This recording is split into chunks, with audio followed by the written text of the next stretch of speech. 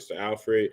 I'm gonna give. Oh, so so the plan is, we're just gonna just ask him the basic questions and all this shit. He said that we can ask him anything, whatever. Just let's have a fun ass show. You know what I'm saying? Hey, Before we start, hi guys. Before we start, I gotta do this because I couldn't do this on TikTok. Apollo, what's going on, brother?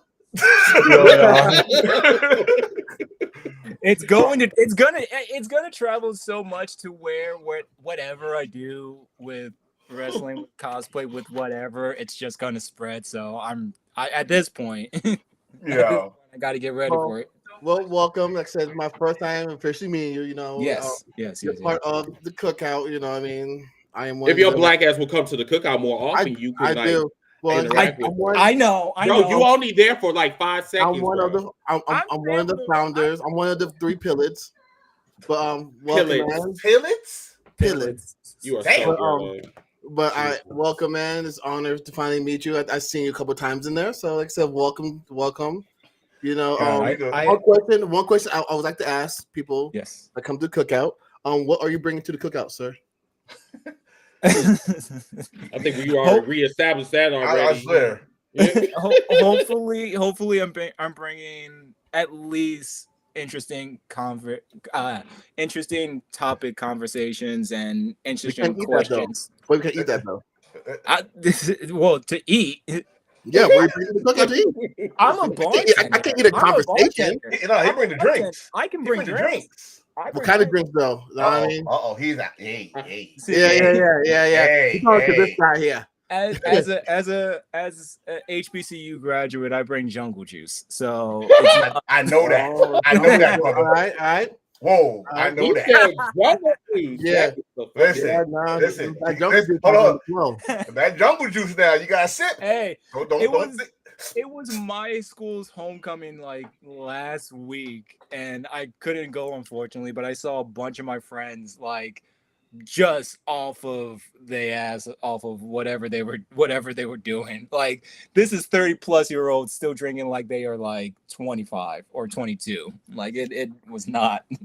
No, my liver can't. I know. We know about your liver, Chris. Your liver cannot handle. No, don't come for me. Listen. That jungle juice. Ladies and gentlemen, we have an amazing show tonight. Is a quick one, but it is a very special one. We have a very special guest. It's gonna be quick. Let me put you over here.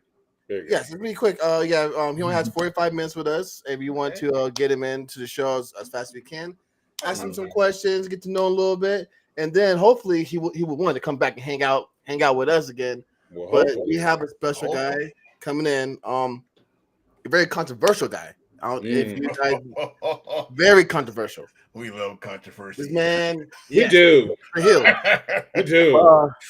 I let Chris bring him up. And Chris, give that amazing introduction. Then I'll kick it off. I'll kick the door down. Guys, Let's go to work. Everybody, we are going to start in about 2 minutes or so. So if you guys missed it, you can always go to YouTube and you can check the replay. But yeah, we're gonna start in a little bit. So y'all ready to vote? I already did.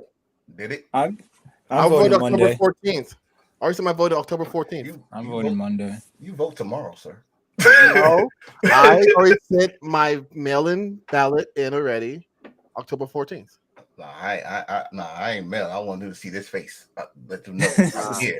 I want to get it in. Then piss me off, and then I heard people burn down freaking mailboxes. I'm like, ballot boxes. I thought that part. They always, but they did that 4 years ago too. Mm-hmm. They was putting stuff because my post office they had to seal. So now you have to walk into the post office. Well, those who know, this show is sponsored by this weekend the best apple juice in the world. That's disgusting, bro. I haven't had that apple juice in so long, man. It's the best apple juice in the world. That shit look like piss. Hey, Theo, do me a favor. I want you to lean. I guess that's your left. I need you to lean over to your left. I don't need to see that she devil until December. Oh no! Can Fat Tony have his holiday first before I hear? Thanksgiving is a day. Christmas is a season. I need. Let's get it popping. Let's get it popping. She's up. I need to hear. I need to hear. Greens, potatoes. I need to hear that song before I hear her. Oh no! Christmas. Jesus. No, we ain't doing this. He killed me just one with that, bro. Look, I got my I got my Ghirardelli peppermint bark. I got my Jameson. My greatest enemy. What is good from YouTube? What's up, bro? What's going on, brother? All right, y'all ready? Oh, I told you. Yes. All right. All right, everybody, enjoy episode 273 with Alfred Konuwa from Mariah. Yes. Let's do this. All right. I haven't researched on it. Damn. All right.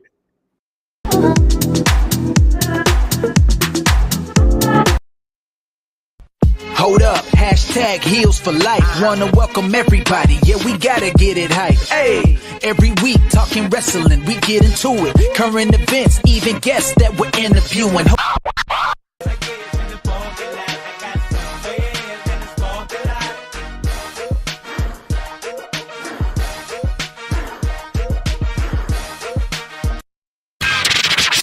It's cool being faces, better be in the hill.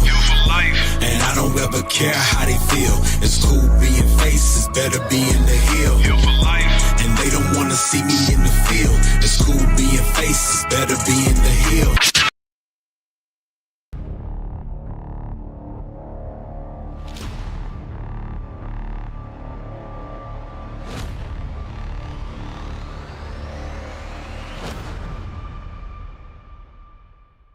I know what you're thinking. What a great team. And it's been Heels for Life since 2018. Let them feel that heel heat. Heels for Life the club, yeah, it's too sweet. Big boots, we put heels to face.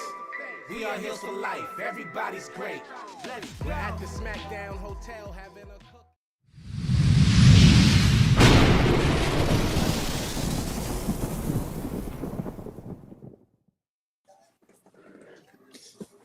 Oh, what's going on, wrestling true believers? It's a great day.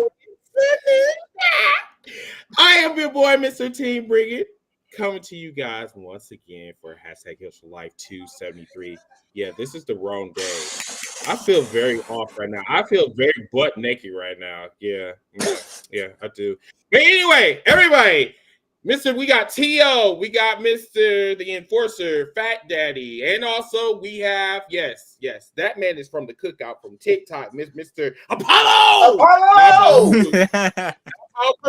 Not Apollo Cruz, but Mr. No, or Creed. Thank you so much for coming on here, Mr. Man. How you doing this evening? No problem. I'm sorry that I'm not as bald or dark as Apollo Cruz, but I hope that I am. At least. Listen, you got more TV time than him right now. Exactly. So everybody, so everyone, this is not going to be a long podcast. But Alfred, he wanted to come on. He wanted to come on here, chop it up with us. He doesn't have a lot of time, which is fine. It's about probably about 50-minute podcast. We're just gonna ask him some couple questions. If you guys in the comment section want to ask him some questions, you are more than willing to, or if you're more than welcome to. I'm sorry, I can't even get my words right tonight. So kind of a background on Mr. Alfred. Alfred has interviewed wrestlers like first of all, he worked for Forbes. That's number one. So big deal. He has interviewed Bret Hart. He has interviewed who else? T.O. has he interviewed? Bret Hart was the big one. I seen that. Yeah, that was the big one. Forget everybody else. I mean, honestly, we gotta go down his. We gotta go down his resume. I mean, because like this. Let the man speak for himself. Yeah, I'm about to say, that's interview getting more virals than anything. So yeah, exactly. I mean, yes. Let the man talk for himself. Yes, and that's fine. Without further ado, we have some questions. We need answers. Yes, we do. We gotta bring him in. All right, bring him in. Alfred, come on in, brother. Yo, can you hear me? I don't see myself. Yeah, we don't see it either. We do not see you like John Cena, brother. Don't do that. Wait, where are you, sir? I'm looking at the screen and it's got like a W on it for W. Yeah. Alfred, of course. Big W. What about you turn off your camera and turn it back on? Oh yeah, I'm trying to. Okay, so it's off now. Here it's on. When it's on, it's this W. Wow. W. Where's Alfred? No, but you just saw him too. How about you back out and come back in? Yeah, okay. Back on, come back in. Yeah. All right. We're gonna do that, sir. See, look at that. They don't want us to win, y'all. They don't want us to win. Look at that. It was just on here before we pressed. Right? We just seen the man. It's a conspiracy. A C-O-N-spiracy. See, I'm telling you now. This happens every time around elections. They always want to mess with stuff. Leave stuff alone. You vote. You're stupid. Okay. No. Come on. Did you unplug your camera? No, it was working just fine before. Let me go to the settings and see. Because yes, please. Okay. Yeah, go to the ellipsis. There we go. The ellipsis. There you go. There's that handsome guy. What's going on, guys? Sorry about that. I did vote early as well. So yeah, thank you for telling me. That's awesome. I see a clean cut on him too. I see a clean I just got a cut today. Got the shape got the goatee going. I had to look my best for you guys. Oh, no, right. I'm going to try to make it for 300 too. I'll try to make it for the 300th show. You know we use this for, evidence. So. All right. But hey, man, welcome to the show. First of all, introduce yourself. Let everybody know who you are. Like the top 5 favorite wrestler interviews that you've done. We know Bret Hart is number 1 up there. Oh wow! I mean, you don't assume. I mean, I think it's got the most traction and gone the most viral. So that is one of my all-time favorite interviews. I just loved how honest Bret Hart is and how he just unleashed. Even when I wasn't, when I was just asking him general questions, he would just go off on the Freebirds, going off on Martha Hart, all kinds of people. But Bret is Bret. So I just love that he was so. Honest. So that was a good interview. It was a great interview. And just to add more name, I interviewed Mark Henry recently. He was great. I did interview Hulk Hogan. I asked him about all the racism and all that stuff, and he gave his Hulk Hogan line. But it was really surreal to interview Hulk Hogan. That was crazy. Mike Tyson. You can't How did you get past your that interview? Your vitamins to racism. I'm sorry. Yeah, exactly. No, he didn't say that quite. You can't. That would have been so much funnier if he said that. But he just said it was a misstep. I think he said it was just a misstep, brother. I just slipped and I said the N-word, brother. So we're not. That's like me trying to tell my wife. That's like me trying to tell my wife. Oh yeah, babe. I mean, it was. I didn't mean to. Like I just slipped and fell inside the bridge. Like I mean, so, yeah, it's unbelievable. I just fell in you. Yeah. That's I meant to say it without the hard R, brother. It's not what I feel about him; it's just how I think about him. Brother. So, real quick, one question we like to ask our interviewer, like people come in about the wrestlers or not. Who is on your heel Mount Rushmore? The Mount Rushmore tends to change. I would love to say it's like the New Day and The Rock because I just love. If you could put 3 wrestlers on a Mount Rushmore, the New Day probably would be on there. No. Heel. You're heel. What do you mean heel? That's one person? No, heel. Like heel. Like you heel. Heel Mount Rushmore. Yes. That's a good one. Okay. Get him. Let me think about this. Jesus, that's a good one. I love Shawn Michaels as a heel. Shawn Michaels is my favorite wrestler of all time, and he was a tremendous heel, so he's got to go on there. Ric Flair kind of reinvented being a heel and was like a prelude to the cool heel. I just liked how Ric Flair played it, where he, had the jewelry and the great promo. So, okay, Shawn Michaels, Ric Flair. Oh my God. This question always gets. I guess you haven't been asked this question a lot, Alfred. Is that correct? Yeah, I mean, you get asked the Mount Rushmore, and the Mount Rushmore, and it kind of changes, but I have an idea of that. But there's so many great heels in wrestling. Yeah. I think MJF is on his way. I don't think he's there yet, and he tends to have a shtick, and I'm noticing that he's very repetitive. If he could change it up and evolve a little bit, maybe eventually, but he's not on there. I'm just going to give him like an honorable mention. The Rock as a heel The Rock is just The Rock. He's tremendous. Right, so I would say The Rock would put him up on there. One more. And you know what? People are going to get mad at this. Vince McMahon turned out to be the greatest heel of them all for all kinds of reasons. So you got to put real life heel. That character is a heel. He's a heel on Sunday. He's a heel on. Vince McMahon, for both real life and work reason, is a tremendous heel. Awesome.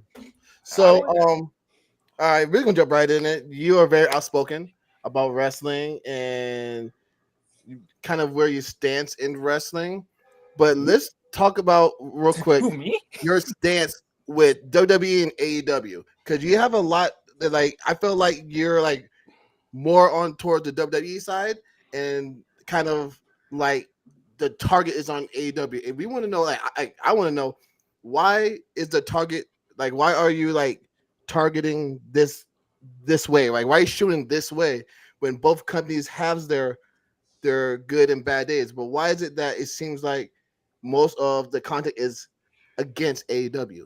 Yeah, I want to make it very clear. I am biased toward WWE because the product is better, because I think AEW sucks right now. I just want to make it very clear. I just love how everybody always, not everybody, but you hear this discussion about fair. What's fair? Who's fair? You got to be fair. Why are you talking shit about them? It's because they suck. Because they're not good right now. I watch the product every single week, which is a form of supporting them. I cover them on my YouTube channel, Pro Wrestling Bits, which is almost at 30,000 subscribers, every single week, which is a form of supporting AEW. I talk a lot about AEW, not because I'm targeting them. And there's this victimhood mentality in AEW where they have persecution complex, and their rotten fan base is always saying, oh, you're against us because you said something bad about us. You want us to fail because you said something bad about us. I said something bad about AEW because the product is horrible right now. And so it deserves criticism. And the reason that it connects with a lot of people is because it's bad. In 2019, I was saying stuff about WWE because they were a horrible product. And I called it the senile era. I very much remember that. I got a lot of heat for calling WWE the senile era, which, if you look back, that's exactly what it was in Vince McMahon's lion years. So right now, AEW sucks. So I talk about all the ways that it sucks because it's not a good product right now. I don't think it's good. And I like pointing out what's bad about it. And I know people want fairness, but nobody can tell you what fair is. Like, they want me to talk bad about WWE because I said something good about AEW. Did you see WrestleMania 40? I was there in the building. It's night 2 of WrestleMania 40 is the greatest main event of WrestleMania I've ever seen. WrestleMania 39 is night 1 is the greatest WrestleMania as a whole I've ever seen. WWE is just in its bag right now. And AEW, if you look at, don't listen to me, look at their key performance indicators, like their live attendance, which is going down. Their advances are very scary. They're doing like hundreds of ticket sales, which is not good for a company on national TV. They're doing terrible numbers when it comes to their ratings, as it goes down and down. So, there's a reason this is happening, is because AEW isn't that good. And that's why I'm not targeting AEW, because they're not the victims here. They just got a great new TV deal. Love that for them. But I am criticizing them because the product sucks. And that's all it is. In your eyes, what can AEW do to become a better company? Like, in your eyes, in your own opinion, if you were able to have the pencil, if you're able to sit there and sit next to Tony Khan and have like a month with Tony Khan to help rebuild them, because at one time they were head above everybody. Excellent. Right? So what would you do? Like, what would you do to help this situation? Instead of, like you said right now, they suck. That's your word. They suck. Mm-hmm. So what would you do in a situation to help them out, or what advice would you give them to help them out? Well, it wouldn't be a month with Tony Khan, because my advice would be simple. Fire Tony Khan. Tony Khan needs to step down, hire Paul Heyman. And I know that would be hard to do, but not necessarily a Paul Heyman type. They need to get a mind who knows how to book wrestling, who's got great ideas, who's maybe a creative presence. They need somebody other than Tony Khan and whatever creative staff he has booking this product. He just needs to step down and manage their social media or something like that. I think he's great on social media for ironic reasons, when he's interacting with people in the comments, even though he's supposed to be this billionaire who's supposed to be above all this. He's interacting with people in the comments, and his talent is following suit. If you see Dax Harwood is going after, people in the comments, and he's in his feelings when he's this star of a wrestler who shouldn't be in the comments. You see Ricochet is going after people. So I would say Tony Khan needs to hire somebody. I'm not saying Tony Khan doesn't know wrestling. He was a correspondent in the Wrestling Observer newsletter or whatever, and he's a big fan of wrestling, and he loves this stuff. but he needs somebody else, whether it's a creative team, whether it's to defer to somebody. I would tell him, you got to get somebody else in here, okay? Because I don't even think I know what's wrong with AEW. I can maybe fantasy book what's right with AEW, but I'm not gonna like sit here and pretend that I can solve the problem. I think Paul Heyman is on that short list of people who can help AEW. It's never going to happen, but based on, I think Paul Heyman is a genius, and I think he would be a great mind in terms of AEW. There's a lot of young minds out there who could help AEW, but he's got to get rid of this team of podcasters as he's built. He's got to stop booking the product himself, and he's got to hire somebody who just knows how to turn this company around, because his way of booking.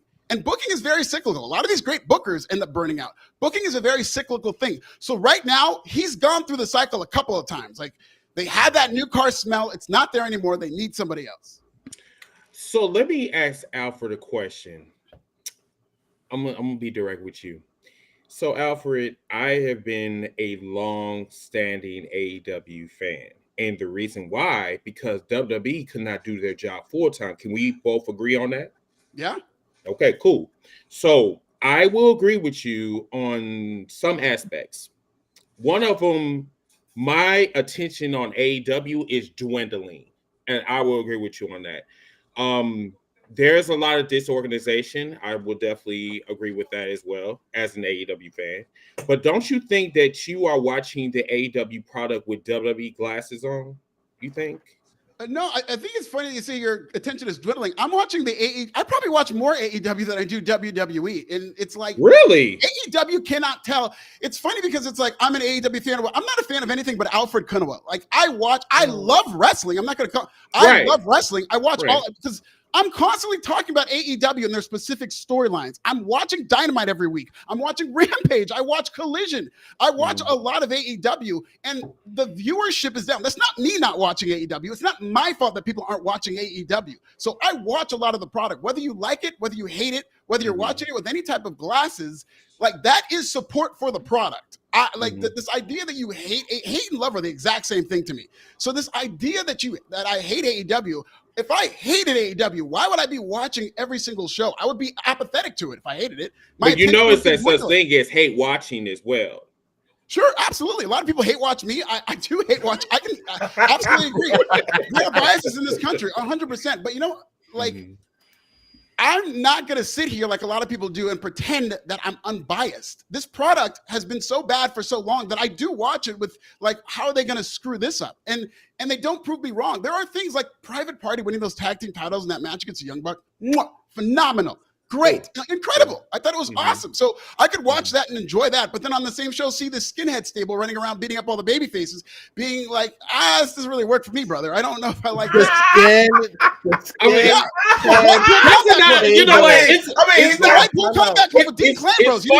funny that you mentioned that, because you also mentioned white supremacy on AEW. Now, if we're going to say that, then we're going to have to look at the same company, talk about WWE, that took them 50 years to have a black WWE champion.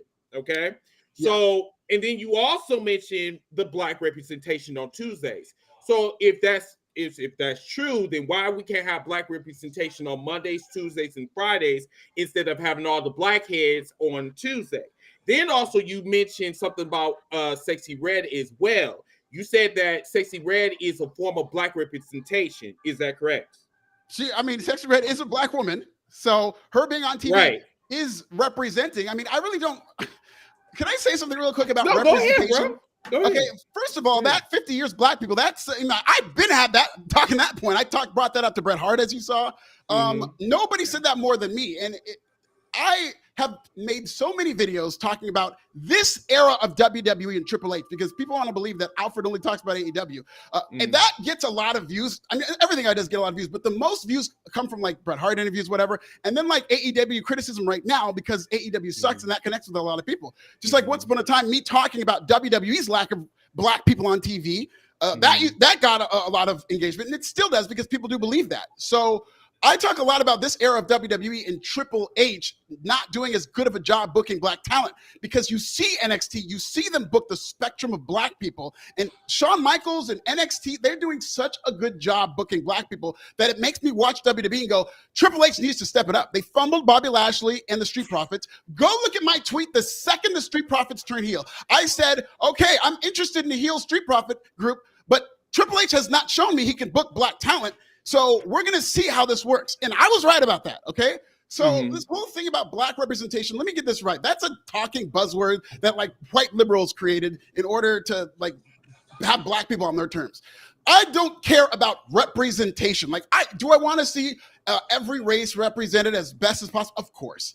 It's a good thing. It's a nice thing. I don't want black people on TV because it's fair. I want more black people on TV because we're cool. Like, black people on your television, okay, sure, you can pat yourself on the back and you're being fair. I don't give a shit about fair. There's no such thing as fair. Everybody has a different idea of what fair is. I want black people on TV because black people are cooler than every race. Like, Fox built their network on black people. Martin, Living Single, they built their network on white people. And then when they started making money, they didn't want to pay us, so they started paying the white people, and then NBC made Friends, ripping off the. So I want black people on TV because it's going to help you, not because you're being fair and because you can go and parade to your liberal friends. You got black people on TV. It's not about representation for me. It's about cool. It's about a cool factor. Let me say this though. While you said it's cool. Not just that it would be cool for them to be on TV. How about because they damn deserve it? Absolutely. If the black representation that you got on your roster is putting the butts in the seats and the crowd is repeating everything that they say, just like if I say whose house, a crowd of 13,000 or 14,000 people say Swerve's house. If there was a catchphrase, I don't know. I'm gonna say their name because it's right now at the top of my head. If New Day come out and say New Day rocks and the crowd go behind them, right? But a lot of people understand this, and I get what now. I'm trying to listen to what you're saying. I get what you're saying about the fair part. There are a lot of wrestlers. I understand a lot of wrestlers that think, okay, because I'm black, it's not fair. I'm not getting treated right. But at the same time, this is also a business. Now, I'm going to say this because WWE is on the topic right here, the main roster. They fumbled years after years after years, and then when they finally give us the chance, they say you pretty much like they give us a chance to shut us up, and then when the right price come around, they take the belt off you or whatever momentum you got for 8 to 30 seconds, and then you're supposed to forget about it. So when you say it's not fair, that's the part of people say it's not fair. Because you're not, once we finally get invested in somebody, and then you get this new TV deal like they got with Fox. Yes, we just forgot about Kofi Mania just like that. Yeah, and so when I say fair, I'm referring to WWE versus AEW and whether or not you should give fair amount of criticism. No, I'm going to criticize a company that sucks, and I'm going to praise a company that I think is good. And to your point, I thought it was the ultimate example of unfairness when Kofi Kingston lost that title to Brock Lesnar. It's one of the worst moments ever. Nobody had more to say about that than me. And even when Swerve Strickland, the moment you want to talk about fair, the moment he won that title, I knew the fix was in. Here's what's unfair about AEW. They knew this entire time Swerve was going to be a transitional champion. It was never, we're going to put the belt on Swerve and give him a shot. Before Swerve was even crowned champion, in one of the only instances of long-term booking from Tony Khan, he wanted Sting to retire. He wanted Sting's retirement tour. Like, Sting wanted to retire, but Tony Khan wanted to give Sting a retirement tour. So we'll say, we'll put the belt on some transitional guy, and then Sting will beat him at All In. And Sting said, no, I'm not going to be with this shitty company for that long. I'll retire in March. So then he said, okay, we're going to put the belt on Bryan Danielson. So he's going to beat Swerve. So it was always Swerve is the champion who's going to be beat. And I saw this from a mile away. So the second Swerve won it, great. You can say you had the first black champion. But this is transitional. They were very obvious in how little that meant to them. They had another world champion in the company in Jon Moxley, who's their biggest star, which big-footed Swerve's title run. They didn't have Swerve on the first show after he won the title. They hit him on Collision. And then they beat him after a few months as champion without ever really planning to give him a real shot. So no, that's not fair. I was very outspoken about how unfair that was.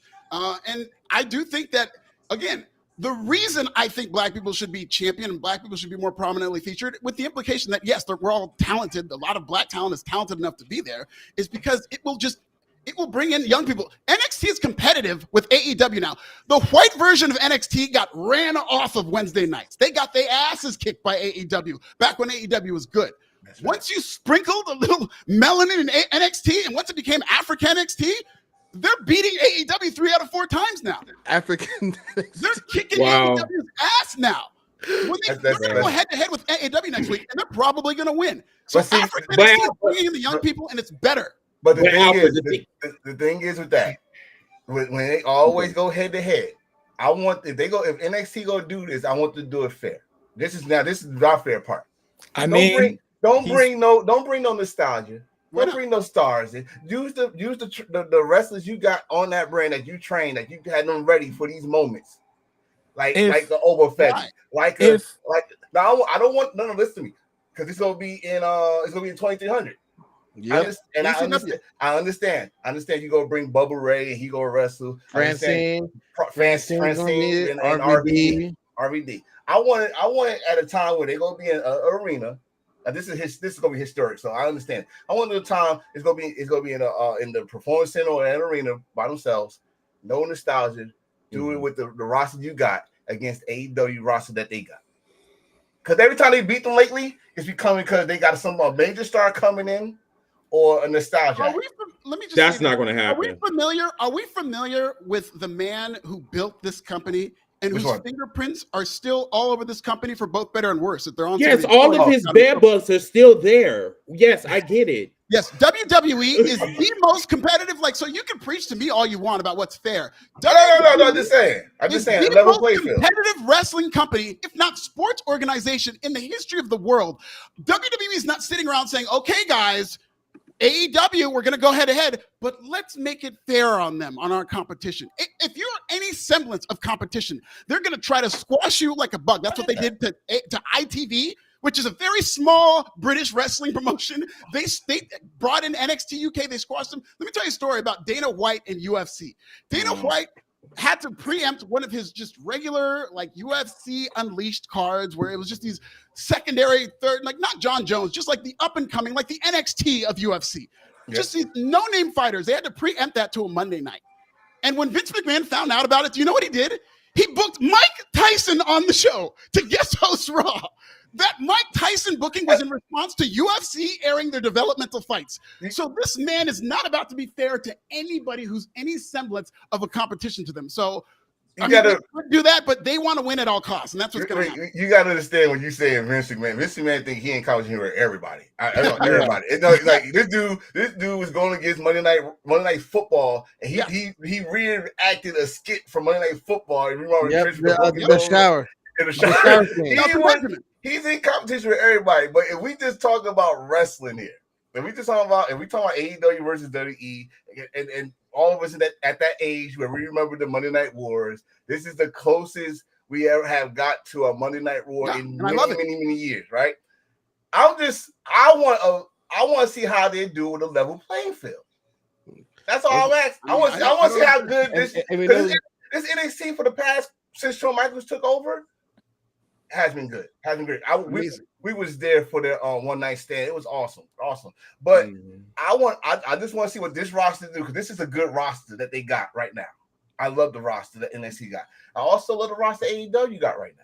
Well, if you want to see what they can do, NXT weeks 1 and 2 loaded up the shows. They had CM Punk on the first show, Randy Orton on the next show. Now they didn't go head to head, but NXT did better numbers.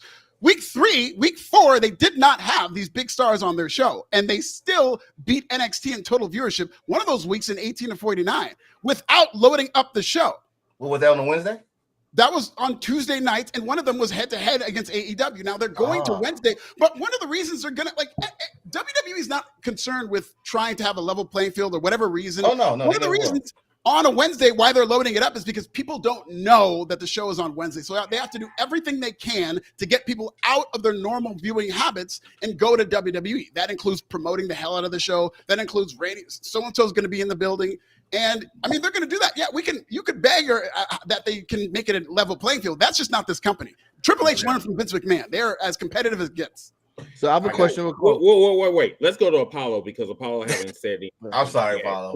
So let's make sure everybody gets a chance to speak. Apollo, you have been staring in the camera. I know you want to say something. Go ahead. No, I look. I mean, at most cookouts, I just let the old heads talk while I'm in the back, just dare you, sir, hanging out. I know I'm old as fuck. Like, how dare you, sir? All right. Just wait until your knees check engine light come on, your back. I swear. when you wake up in the morning, say, "Oh, yeah, we're gonna get you. We're gonna get you." Or tone. Or you stand like this. Yeah, my lower back. I mean, that's how I feel every fucking morning. But no, go ahead, Paul. But so listening to all this, I think Enforcer already brought it up with the whole level playing field thing. My thing about the whole level playing field thing is Shawn Michaels and Triple H doesn't believe in Trick Williams.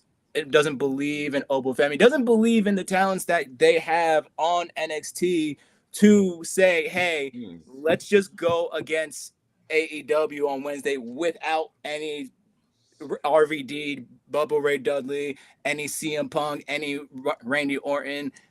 To me, when you bring those people on, you're saying, I can't fully trust that you are going to draw as much as a Randy Orton. I can't trust. And they can't. So that's exactly what it is. This is, and it's funny that the fact that you're putting Trick Williams in the same level of Randy Orton and like CM Punk and these big stars, I think is a good thing because he's on his way. But at the end of the day, NXT is a developmental product. And they're doing, for a developmental product with people who aren't proven television draws, they're actually doing a really good job on the CW. Having said that, if you're going to put together a TV show and you want to draw ratings and you're as competitive as WWE, hell yeah, you're going to get main roster stars because they're big television stars. They were once upon a time developmentals. Once upon a time, CM Punk was just some kid in OVW and he wouldn't be able to draw ratings. And if an OVW went head-to-head with TNA, then they would have got Randy Orton. Not Randy Orton was there too. They would have gotten John Cena to come to OVW, So once upon a time, CM Punk was Ring of Honor World Heavyweight Champion before he came to OVW. Yeah, but that doesn't mean get out my head, Apollo. That doesn't mean anything. Apollo was on national TV. How many people watching national TV know what Ring of Honor even is? Still, that's a. I mean, still hardcore fans in general. What are we looking for? Now this is what you just opened the door to, because when you said this is the difference. Yeah, fan bases also. So let me ask you, because you got the people in the AEW. I'm just putting it out as CM Punk wasn't developmental when he came to OVW. Actually, he was. Actually, he was. I'm talking about strictly as a television draw. I'm not talking about their skills. Yeah. I'm talking about, listen, Julia might be the best wrestler in that entire company. If you say, hey, everybody, tonight on Raw, Julia's going to wrestle. It's going to do the worst quarter because nobody knows who Julia is yet. You've got to build her up on NXT. You've got to have her win matches. This is a developmental process. When I say developmental, with Trick Williams, he's developmental in that he hasn't, wrestled enough. He's got to be a better wrestler, whatnot, and that's going to come. He's a tremendous athlete. He's also developmental as a television character. In that, if you book Trick Williams, as great as he's doing on NXT, if you want to be a competitive product with AEW and guarantee that you're winning, and I would agree with you, I really don't think they need CM Punk and all these big stars based on how bad they've beaten AEW. But they want to make sure that they're going to win, and so you're going to need people who have proven themselves on TV from the main roster. Is it fair? Hell no, it's not fair. Is it competitive? Yeah, and I love it. But then, so then you're just saying like, hey, Trig, I know we love you. I know we're making you NXT champion. I know we're gonna put you over 41-year-old Ethan Page for whatever reason. But take a backseat to RVD this week. We really need to beat AEW right this week. How do you think Trick Williams would respond to that? Tell me how you. Okay, so you say that to Trick Williams. Tell me how you think Trick Williams would respond to that. If I'm not Trick Williams, I mean, I know we have kind of the same two-strand hair twist style, but I'm not. But at the same time, how's this? If I was Trick Williams, I would take it as, so I'm NXT champion, but you guys don't trust me to bring in people like that. God, okay, no matter who you are, whether you're Trick Williams, and this is not a black thing, if an NXT champion went to the booker and said, I'm NXT champion, which the booker booked it that way, you didn't like actually win that title. If an NXT champion, black, white, orange, panda, if an NXT champion went to the booker of NXT and said, I'm NXT champion, I can draw on my own, not only would that title be off of him that night, they would end up not getting any opportunities. The wrestlers, and I'm just telling you from a wrestler's perspective, talking to wrestlers for years, there's like, and one thing I think, there's a level of respect that wrestlers just have for like the old heads, as so to speak, for people who came before them. And I think Trick Williams is giddy AF for anybody who's in that developmental territory, is excited to have, you know, these older wrestlers come on, give them the rub. More people will see not only a Bubba Ray, but they're going to see Trick Williams, and they're going to say, oh, I remember Bubba Ray, but who is this Trick Williams guy? I like that whoop that trick stuff. All the wrestlers that are your favorite wrestlers, I guarantee you there was a moment where you were tuning in not to see them, to see somebody else. And then you said, whoa, who's that? Like, WWE is a variety show. So they're going to bring on, you know, older wrestlers, people from the past, people who are proven television draws to help the people who are a couple years into the business. If you're a couple years into the business, you have no agency to say, I'm the developmental champion. You need to trust me with the ball. I would love that chutzpah. I would love that ambition. But I mean, the unwritten rules in wrestling, that would just get you cut off at the legs, man. As much as I hate to admit that. I mean, I got it. No, I'm gonna get him real quick. I heard him cough. That's why you said old heads, right? So why are we complaining about AEW having old heads when you bringing Oldberg back and asking for one last match? I don't know if that's Christian or if that's Oldberg. But first of all, I don't want Oldberg on my fucking television. You know what I'm saying? Like, this man does not. This man kicked the same person you interviewed, sir. Oh, I heard about it. We've all heard about it. I can only imagine how vitriol he was during the interview about that. Oh God. Bro. Oh, go look at it. Go look at it. It's it's always fuck Goldberg when bro. You cannot say his name around Bret Hart. Bro, I didn't. You know what's funny is I think I asked about Owen Hart in the Hall of Fame, and he ended up getting to how Seth Rollins is dangerous, and then he said, you know, my career is ended by a gentleman named Bill Goldberg. Like, I could have been like, hey, Bret Hart, what's your favorite color? And he'd be like, well, my favorite color isn't black because Goldberg wears black trunks, and he ended my career. He's always gonna get to Goldberg. So I have a quick question. With your platform and the state of the mentality of wrestling fans, rather WWE fans, AEW fans, TNA, New Japan, MLW, or whatever, the tribalism that's going on, there's tribalism, there's toxicity that's going on. And with your platform, do you feel that your views kind of put fuel on that tribalism flame? Yes, I absolutely do, because everything does, and this is a sign of the times. I love tribalism. One of the reasons I love the fact that pro wrestling has two companies now is because now it's almost like watching football. I love the Packers. I hate the Bears. I talk all kinds of shit about the Bears. Does that mean I want the Bears to go out of business? Does that mean I want NFL to go out? Does that mean NFL? You got a fellow Packer hand. Go, Pack, go. Okay? So. Jordan Love can stay healthy, yeah, but you know what? Dude. Now you got new best friend, Alfred. You. Yeah. Now you got new best friend, so you better come back for 300. Now you got to come back for 300. I am shocked. I mean, because I'm thinking I was going to clash with Alfred. I mean, he has said some things I disagree with, but I did not know you were a Packer fan. I am. We can get to that. Let me tell you something about tribalism. Go ahead, bro. Sign of the times. It's like, remember the Attitude Era? The Attitude Era is not a description of WWE. It's a description of the time we were in. That's when Eminem was famous. Limp Bizkit. That's when we had movies. The video games were edgy. You know, everything was edgy. That's when, you know, gangster rap kind of went away, but then the edgy rapper, we were in this era of like where rock tried to appropriate rap, and they had a lot of edgy characters on television. Jerry Springer, Howard Stern. The Attitude Era, as they articulated in the Vince McMahon documentary, was a sign of the times. Everything had attitude, and WWE was a reflection of that. Right now, we are in the tribalism era. I don't care who you are. I don't care what you represent. I see people get canceled for being too nice. You know what I mean? Like it doesn't matter what you are.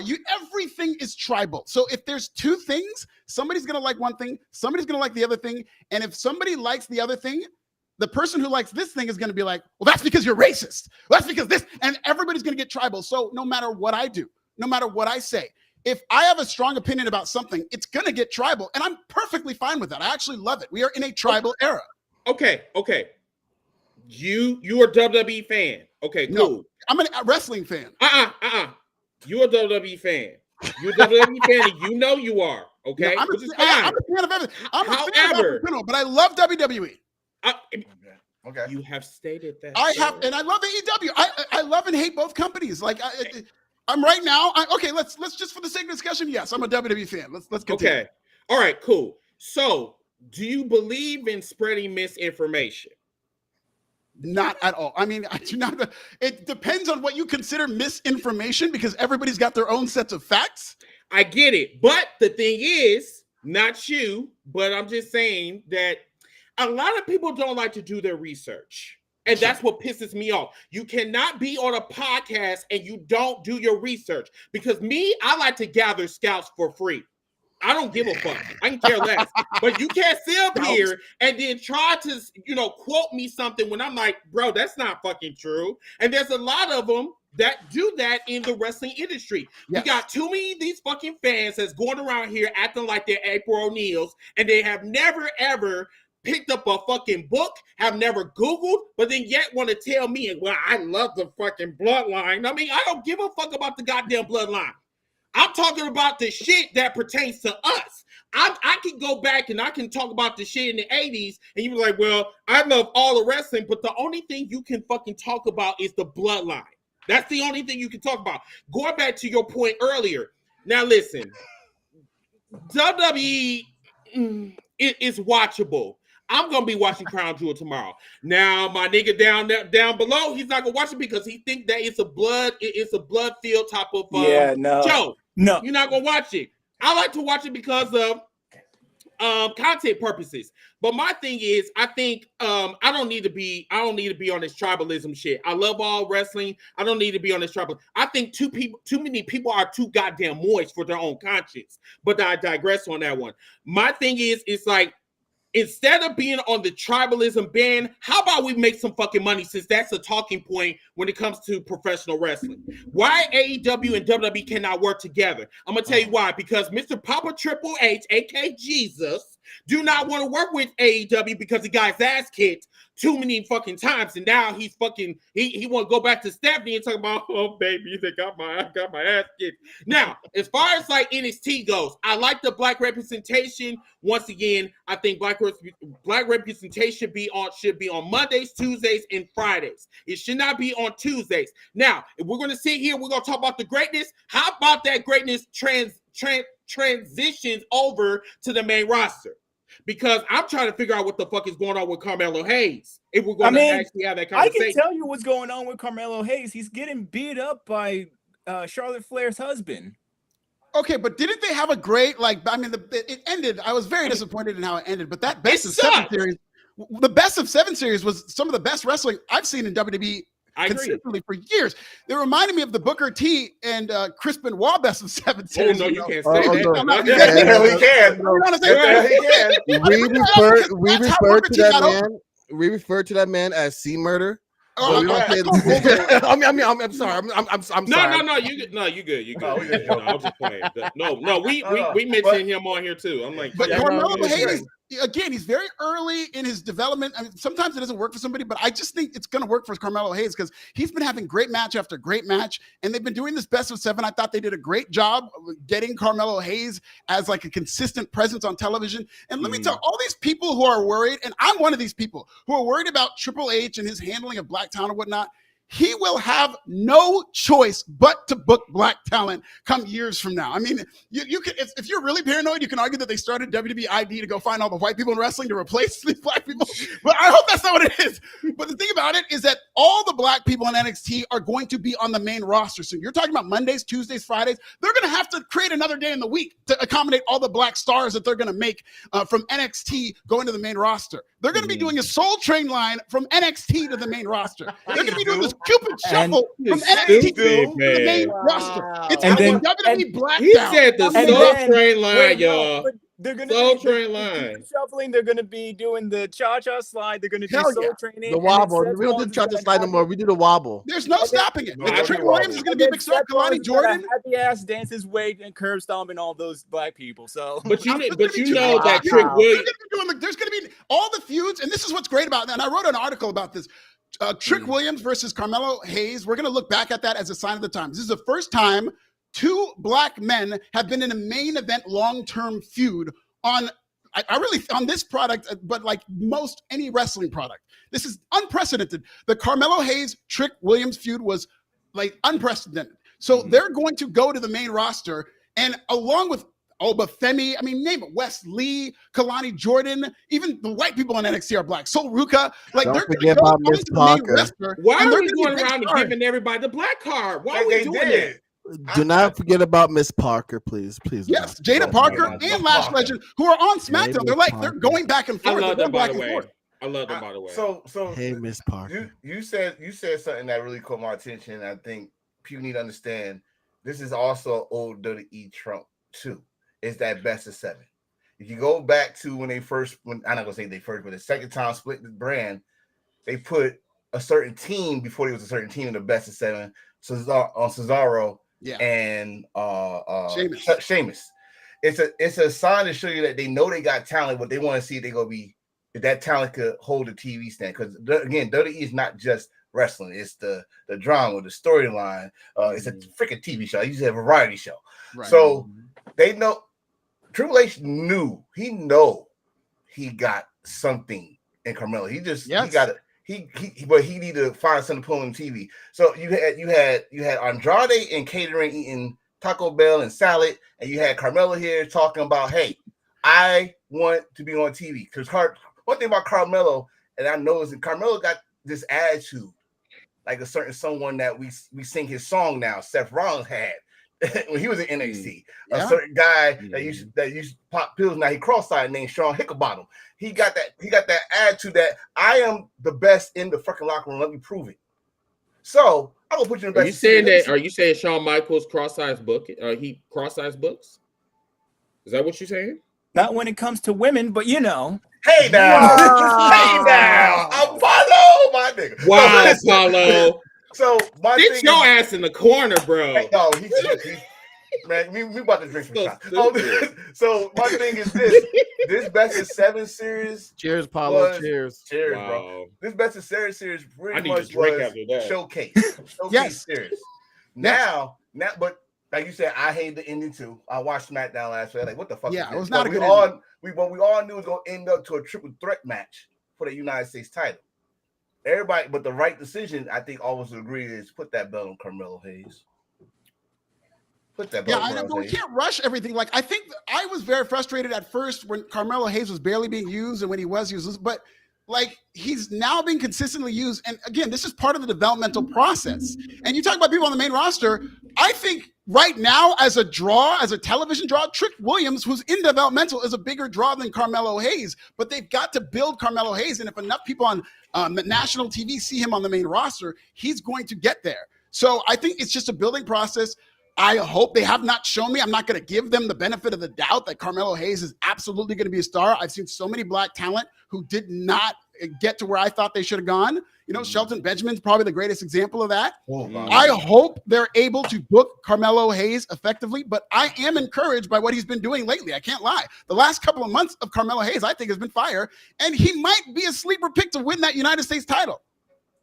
That is a good point. And then, you know, it's funny because we talked about that. Wait a minute, Alfred, are you on TikTok? I don't think I am on TikTok. A pro wrestling bit singular on TikTok. Oh, so you under some other, you know what, motherfucker. It's also pro wrestling bits. Pro wrestling bits on YouTube, pro wrestling bit on TikTok. Okay. Cool. I'm gonna look you up. Okay. Yes. So real quick, I know we're about to I know you about to leave. Yeah, it's been a good time. I'm definitely coming back, guys. You guys are man, bro. We're gonna harass you, we sir. need a part two. The surface here. We need a part two. But I just want to say thank you for coming through. Thank you for answering my message. You know, like those who know, I am like the PR guy for hashtag. I'm one that sends out our messages to get interviewers and whatnot. And thank you, man. Like I just really want to say thank you for answering, reading and answering. And yeah, man. Now you have to come back for 300 because we need it. Yes. So, I mean, so are we? Do you want to come back to our 300? 100%. I've had so much fun on the show. You guys are great. You know, I want to talk to Apollo more. Apollo had some great questions and points. And you guys, I mean, Alfred, I know you're a stand-up comedian, and I'm aspiring to be one. So awesome. I would love to pick your brain about stuff, but that's on a different time. That's on a whole. Yeah, reach out. Are you following me on Instagram? I don't know yet, but I will. No. I'm not saying that as a bad thing. No, God. No, I know. I'm just asking. Yeah. No, but yeah, I definitely will. Yeah. Hey, Afro. Question. Afro. I'm sorry, Alfred. Wow. I'm watching Afro. There is no Afro, sir. I'm watching Afro Samurai. Excuse me. Sorry. But bro, who is your next interview? Who's the next rest of you interview? Can tell us. This always comes by. I don't have anybody lined up. People will reach out to me. It's usually when they have something to sell or if they have something that they want to promote or you know, I very rarely reach out and look for people to interview. They'll just come out. Their people will reach out to me. So I don't know when that's going to happen next. I mean, I recently interviewed Mandy Rose and Jordan Grace was a great interview. But I don't know who my next. I think maybe, but I've been trying. I've been talking about Batista's people. And so we've had a couple of we almost interviewed him, but then things fell through. So maybe Batista, but I don't know. I really don't know who the next one. That Mandy Rose is done. Yeah, that Mandy Rose. I would love to ask, who have you not interviewed yet that you would love to interview? That's a great question. There's two people on my bucket list because it's getting smaller. Because I've Austin was always one, obviously, and I interviewed Austin. The Rock and Ric Flair are the two that I really like. Every time I hear Ric Flair's not doing well, whatever, I really start to kind of get nervous because I don't want him to pass on without me ever having talked to him. I want to talk to The Rock and Ric Flair are the two that are left on my bucket list. I haven't talked to the New Day before. I think that would be a lot of fun. The New Day would be another one. This would be a good year to do that. This would be his 10th anniversary, so this would be definitely a good year to do that. Hell yeah. Oh, yeah. That's a little easier. Getting the New Day is a little easier because I know Austin Creed does a lot of cosplay stuff. He's a giant nerd. I actually met him at Dragon Con last year. So awesome. But he's an awesome dude. I did talk to Xavier Woods, but I haven't talked to New Day as a collective. So I have spoken with Xavier Woods. I forgot that's his wrestling name. Austin, and he had a great answer because he was going for his PhD. And I asked him, and this went viral. I asked him, I said, would you rather be WWE champion or get your PhD? And he said, I'd rather get my PhD. It would mean more to people, it would be a better representation of myself. It would be more inspirational to people who look up to me. And it was one of the great, because I was certain he was going to say, I'd want to represent the company or whatever. But he said he'd rather get his PhD. And I thought it was a great answer. That's awesome. Nice. If you do get Ric Flair, just ask him one question for me. Ask him, did he really fall asleep in that match? Wow. He'll never admit to it, but he definitely did. But yeah, you never know. He's while bleeding. He died in that match, bro. He was snoring. I mean, bro, in the corner. You're right. You're bleeding internally and externally, bro. And you're bro, what are we doing? I was so scared. I bought that pay-per-view and I watched it. I've never been so scared for somebody watching the wrestle than that. Man, poor Rick. And shout out to Ric Flair and his family while they're going through the past. Yeah, really. It's a stepson. It's really sad story. Yeah, so shout out to them. Condolences to them. And I also want to give I want everybody to put Tamina's knees on their prayer list because it's still a little shaky and she needs some prayer for her knees. Jesus. What? Clip that because you guys said at the same time. Clip it, clock it. Yeah. Anyway, so Alfred, I'm gonna tell you like this. Before this interview, I came in. I ain't gonna lie, Dub. Like I came in here. I'm like, bro, I'm gonna rip his ass apart because I don't like what none of I don't like none of the shit he is saying. I have learned a lot from you from this interview, and it was a pleasure having you on here and learning from you. Part 2, we're going to get into your origins. We need to learn who the fuck Alfred is. We seen the version tonight, but we got to get to the other one though. Definitely, 100%. And that's the good thing about meeting people in real life. That's why I don't really take Twitter seriously. I love Twitter as a marketing tool, but like people get too down on themselves, and it really is sad when they see somebody say something bad. It's like if 90% of the time when you meet people in real life, they're much better than they are on Twitter or on when they're anonymous. So like I'm glad we did get a chance to sit down and talk. You know, this guy right. Well, what happened? Why this guy? Because all right. So I guess I'll let him explain. I'll let him explain because I met him from TikTok. Yeah. So there you go. So real quick, I met Chris from Twitter. We met in the space by this racist guy named Watson. He's from the UK. Racist guy. No, swear to God, I can't bullshit. It's not. And then that's how we started. That's when we made a cookout and whatnot. And then we became best friends. He's a godfather of my son. I slept and I went to Wisconsin for a tournament, and I slept on this man's couch for a week. Right there. Yep. And literally, but this guy, I mean, he's a hill. He's a hill. He's a hill before he brushes his teeth. Even when I wash my ass, like before that time, man, wake up yawning. I'm telling you right now, before I reached out to you, it was, what clip was it? It was your AEW and Tony Khan clip before the Samantha Irving one. Okay, that one I've seen that too. Yeah, so I sent to the group, and I was like, "Yo, he did it again!" And they're like, "What?" And they're like, "Watch this clip." And they watched it. I was like, and I said it verbatim. I said, "What are the odds that I get him for the show?" And then Chris messaged me back. He's all, "You could try." And I was like, "I did." Me being competitive, because I'm very, very, very competitive. Chris will tell you, everybody who knows me, He's very competitive. Fucking Leo. Yeah, I'm a Leo. So I was like, so I literally said, "Hold my beer."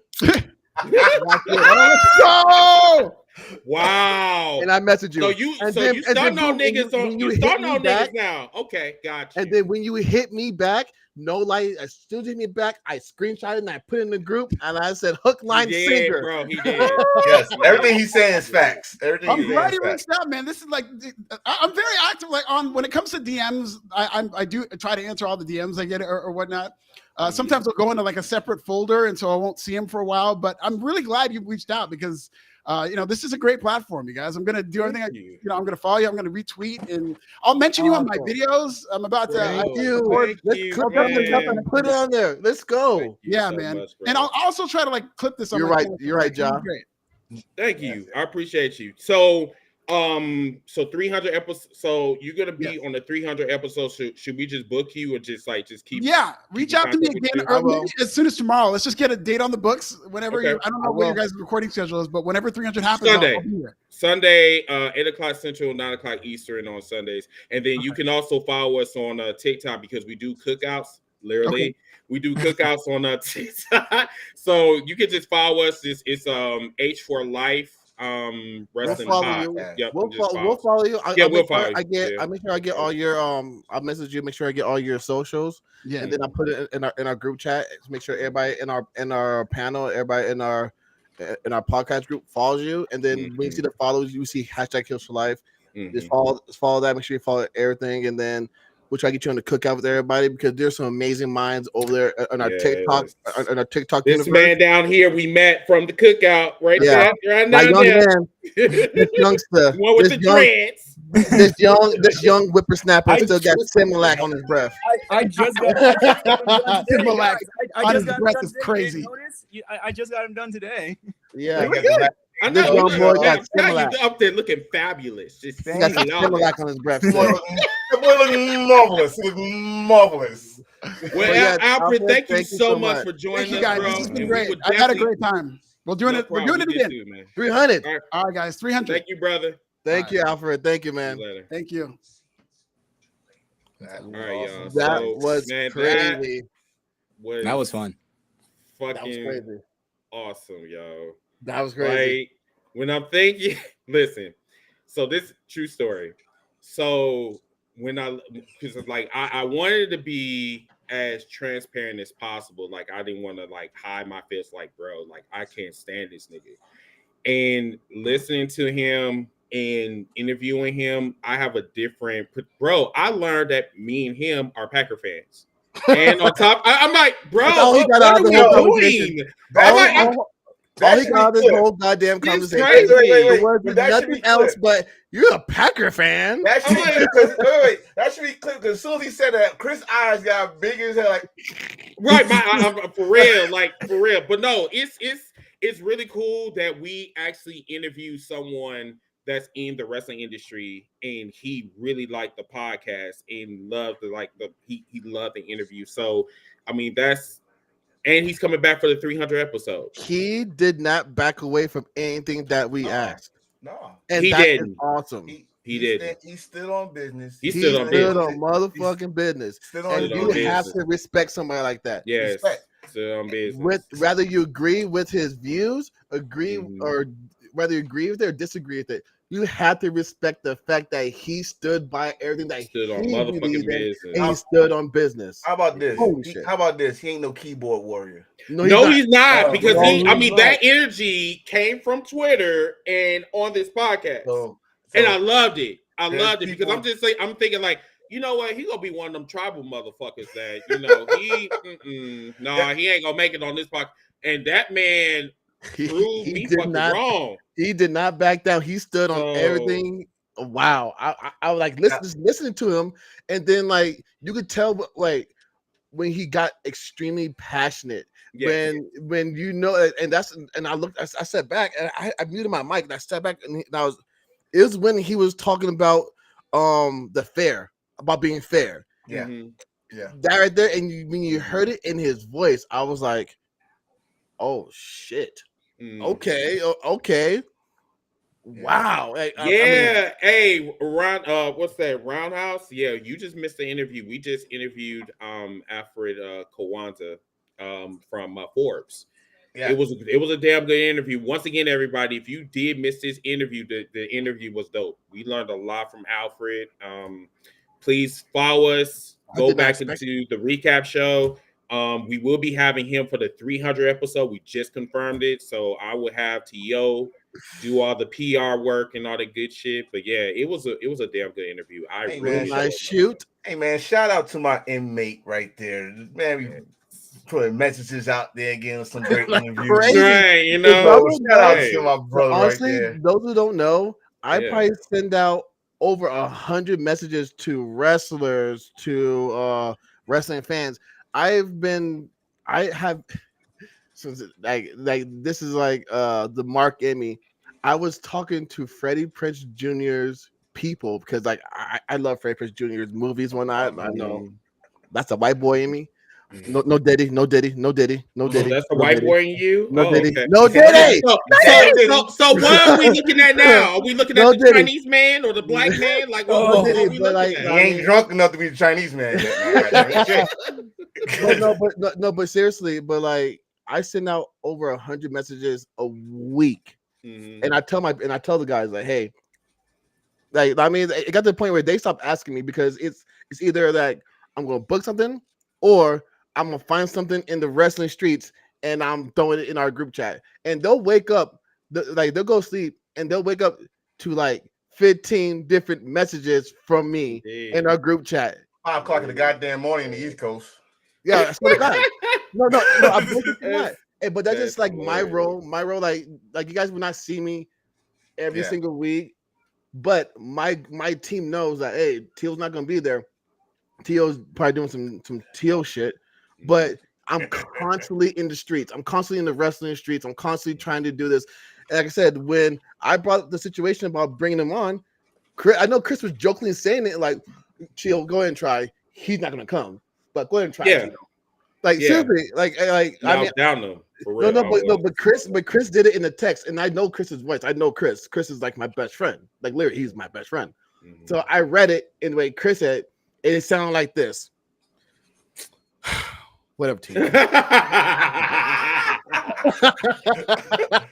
Because he's tired it's of funny it. because I really did do that. I was just like, okay, we're gonna have this bitch ass nigga on here. I'm like, no. I'm like, yeah. I'm like, it like the attitude, because like I literally do not have the attitude about him right now. Because like that is a chilled ass dude.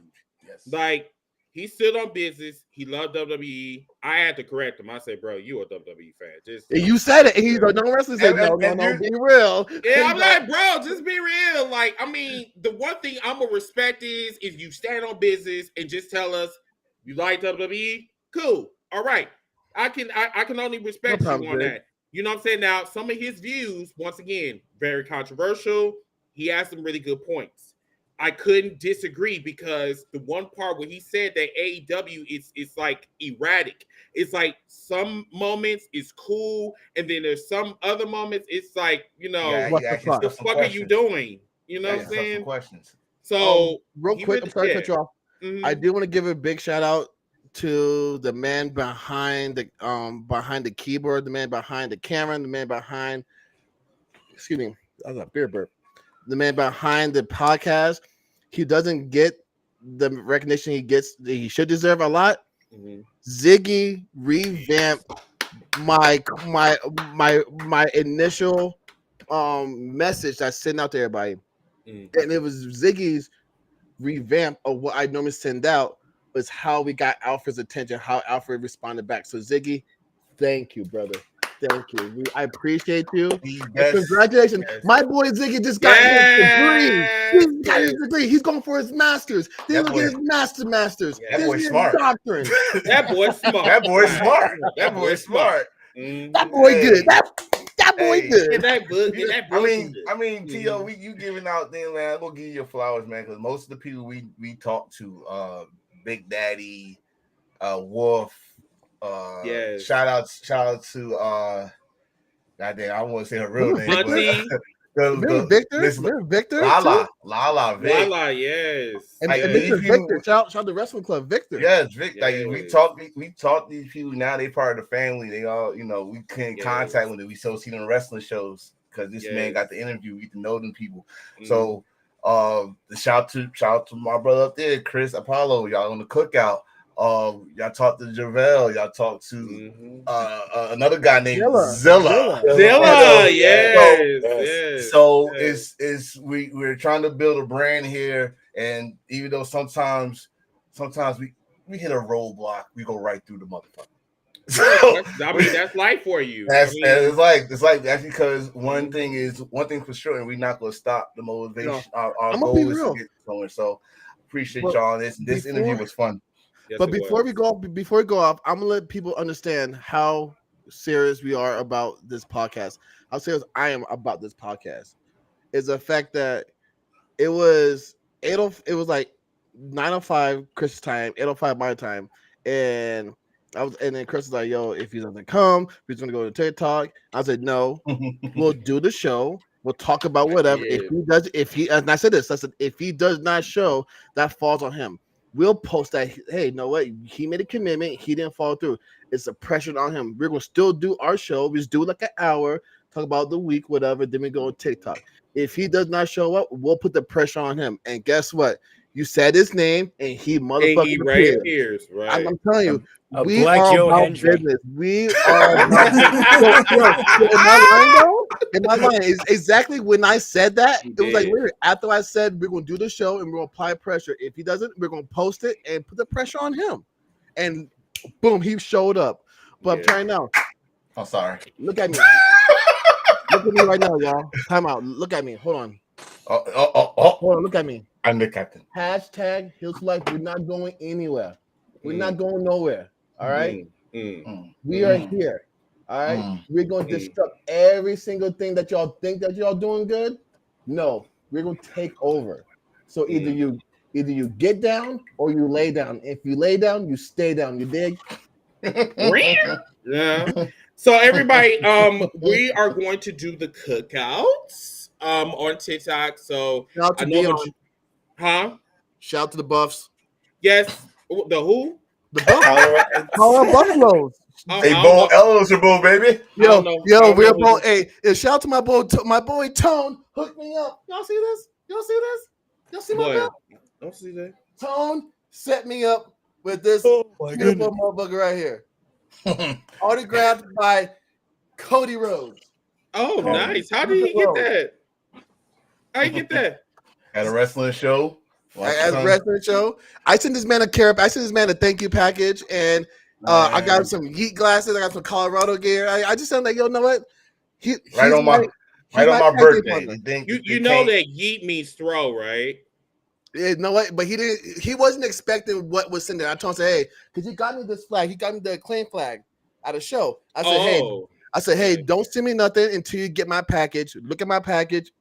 Wait, no Diddy. No Diddy. Like the package I sent. The box. Was it big? It was. We'll see y'all on Sunday. It was like a. You'll see me in a few minutes. But you know what I mean. You'll see me in a few minutes. Anyways, but it's the fact that the brotherhood that we have at #HealsForLife, that we look after each other. We really do. If one has a bad day, we check up on somebody. We make sure they're good. It was just like Tone is my tag team partner. We are the inmates. We run that asylum. When Chris and Zig ain't there, guess what? We there. You know what I mean? Mm-hmm. And it's just like they trust us enough to know that, hey, Teal and Tone will be there. All right, we're good. We're straight. Man. But it's I sent them the box, and I was like, hey, look at it, appreciate it, and like literally the next day he was wearing all the stuff that I got him. I was like, you know what I mean? And then next thing you know, I get a box in the mail, and I'm opening it, and I got my Yankees. Yeah. So okay, good night, y'all. Good night, y'all. Bye. Everybody. Good night, y'all. Tomorrow. No, bye. Okay, so we're doing a cookout in a little bit. So if you guys want to log on, just give me about 2 minutes or so. Tomorrow we're doing a cookout after Crown Jewel. So watch out for that. We will be back for episode 274, fellas. Mm-hmm. Yes. Okay. So yeah, you guys are getting a lot of fucking shows before fucking bundle pack. Goddamn it. Yeah, bundle pack. But everybody, we'll see you guys tomorrow. No, we'll see you guys Sunday. Y'all be easy and remember to wash your ass. Thank you so much, wrestling. Real wrestling fans wear deodorant. Indeed. Shout out to the mayor. Bye, everybody.